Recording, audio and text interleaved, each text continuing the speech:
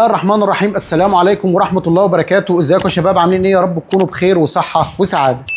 النهارده يا جماعة احنا بنشرح لحضراتكم المرة دي فيديو جميل جدا، والنهارده يا جماعة احنا جايبين قطعة اكسسوار للمطابخ، قطعة محترمة جدا وحاجة 10/10.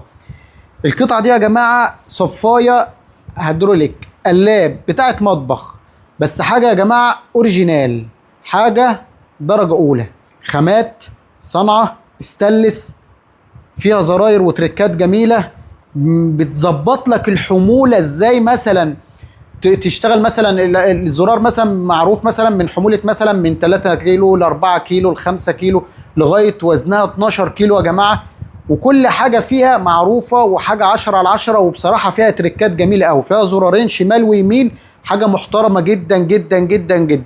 هفرجكم عليها واشرح لحضراتكم كل حاجة لها علاقة بالصفاية الاطباق الهيدروليك بتاع المطبخ. هشرح لحضراتكم كل حاجة فيها وافرجكم على جمالها وشياكتها يا جماعة. بس قبل ما افرجكم عليها ما تنسونوش باللايك، اشتراك في القناة، وتفعيل الجرس. انتوا السريع ونرجع مع بعض تاني، ما تروحوش في اي حتة، خليكم معانا، يلا بينا.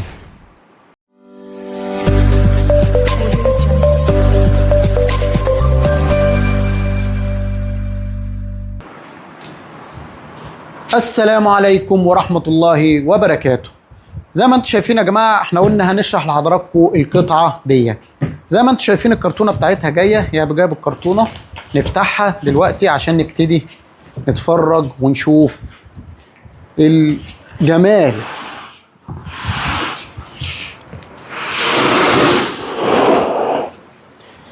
طبعا يا جماعة هنرفعها كده مع بعض عشان نشوفها ونطلعها من مكان.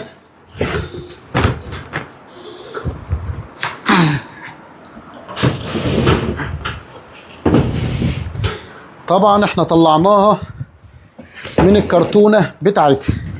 كرتونة طبعا ما فيهاش الا الصفاية، بس هي حاجة محترمة جدا يا جماعة وحاجة 10/10. زي ما انتم شايفين يا جماعة، بص بقى، شوف الشياكة وشوف الجمال اللي ظاهر قدام حضراتكم. تمام.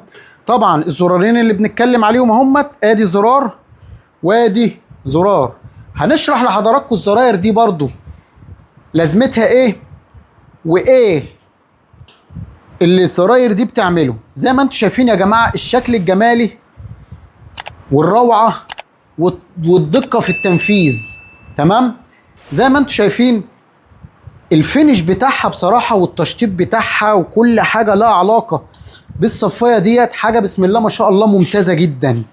طبعا يا جماعة دي كلها زي ما انتم شايفين استانلس، كل الشغل ده استانلس، الحاجات اللي راكبة دي كلها استانلس. والقطعة دي يا جماعة وزنها تقيل قوي قوي قوي قوي.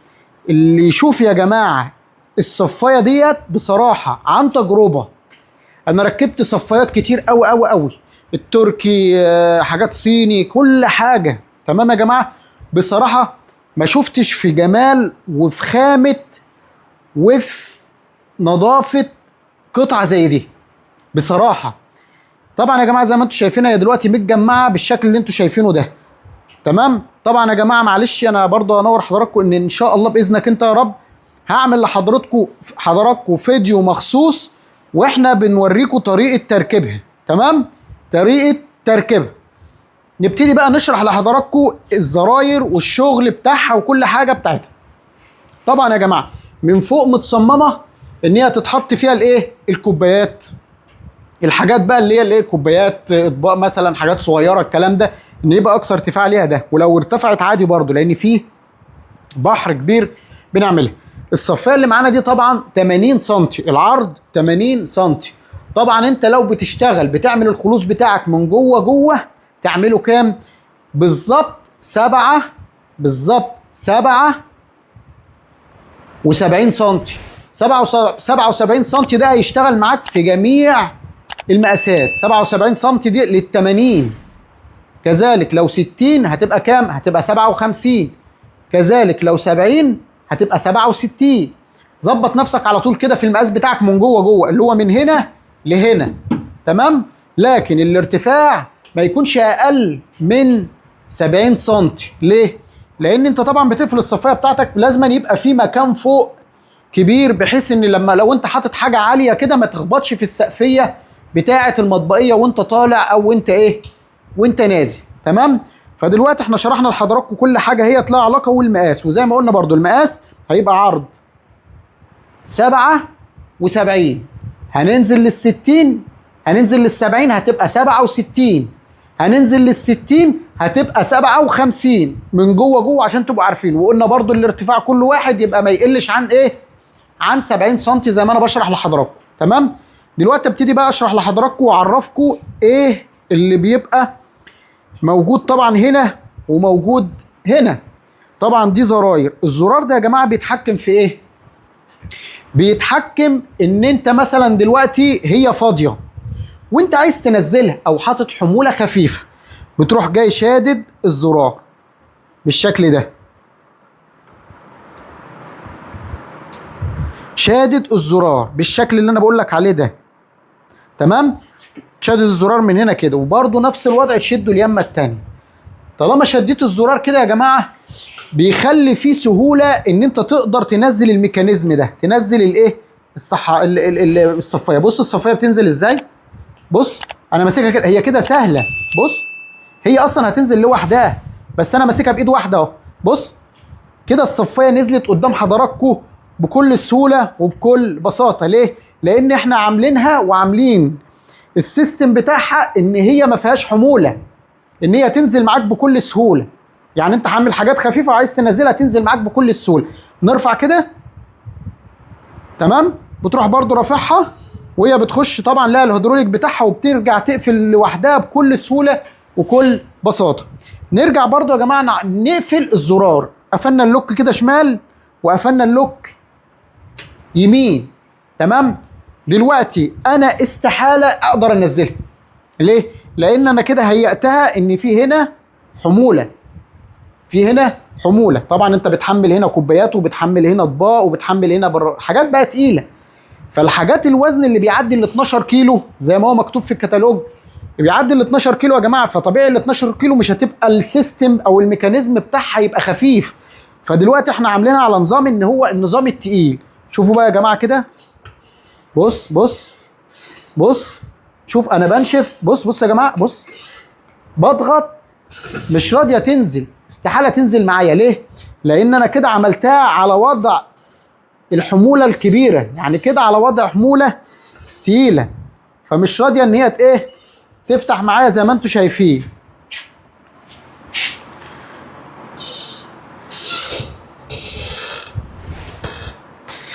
زي ما انتم شايفين انا بعمل ان انا احاول انزلها اهيت. شفتوا انا بضغط جامد على قد ما بقدر، مش راضيه ان هي تنزل معايا. طبعا هوري حضراتكم برضو عشان تبقوا فاهمين معايا لما هنعمل اللوك ازاي هتنزل معايا بكل سهوله وبكل بساطه. طبعا انا لغيت اللوك اهوت، فشديت الزرار اللي بره وشديت برضو الزرار من هنا، ولازم ايديا تبقى هنا طبعا. ماشي. اروح جاي شادد كده بقى، عامل كده. بص يا بشويه اهي. شوف بص هي هتنزل لوحدها اهي. بص بصبعين اتنين بس انا ماسكها طبعا لان هي سايبه. دلوقتي هي نزلت قدامك بكل سهوله وبكل بساطه وما فيهاش اي مشكله ولا اي تعقيد. بص يا باشا الشغل انا بس ماسكها، لكن انا لو سبت طبعا هتقع لان انا ماسكها بايدي.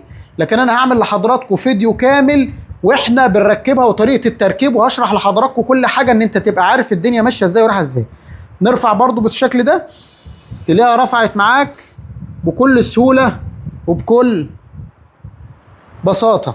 طبعا يا جماعه هنا الصوت اللي بيعمل ده لان احنا هنا ما ثبتناهاش كويس لان هي سايبه، فطبعا اللوك بتاعها بيبقى ايه في احتكاك في هنا فيها وهي بتفتح في اليمه دي. بس هنبتدي طبعا نعالج الكلام ده ان شاء الله، وهعمل لحضراتكم فيديو واحنا بنثبتها ونوري ونفرج حضراتكم على كل حاجه لها علاقه بالصفايه دي. بس انا عايز اقول لكم يا جماعه كلام بامانه، الصفايه دي يا جماعه محترمه محترمه محترمه محترمه. لو انت عامل مطبخ محترم وهتوديه لحد وحاجه عاليه وحاجه درجه اولى، ارشح لك الصفايه دي يا جماعه، هتشرفك جدا قدام الزبون. طبعا يا جماعه دي الصفايه ديت اللي هي القطعه البلاستيك اللي بتتحط هنا عشان الميه والكلام ده. انت لو نزلتها تحت مفيش مشكله، تسيبها تصفي براحتك. وخلي قلبك حديد وما تخافش من الصدى ولا تخاف من اي حاجه. ليه؟ لان القطعه اللي قدامكم دي يا جماعه استانلس، حطوا تحتها مليون خط. استانلس ضد الصدى، ضد الرطوبه، ضد اي حاجه يا جماعه. ان شاء الله لو انت حابب تتفرج عليها وتعمل حاجه زي كده هتشرفك جدا قدام الزبون. وبكده يا جماعه يكون الفيديو بتاعنا خلص. يا ريت لو عجبك المنتجات اللي احنا بنقدمها او عجبك الشغل اللي احنا بنعمله او الحاجات اللي احنا بنقدمها لحضراتكم تدعموني باللايك، اشتراك في القناه، وتفعيل الجرس. وبكده يكون الفيديو بتاعنا خلص. اخواتي وحبايبي ما تنسونيش باللايك والاشتراك في القناه وتفعيل الجرس. ابو غابه الاساس الراقي، ملك الاماكن السريه في مصر والوطن العربي. سلام.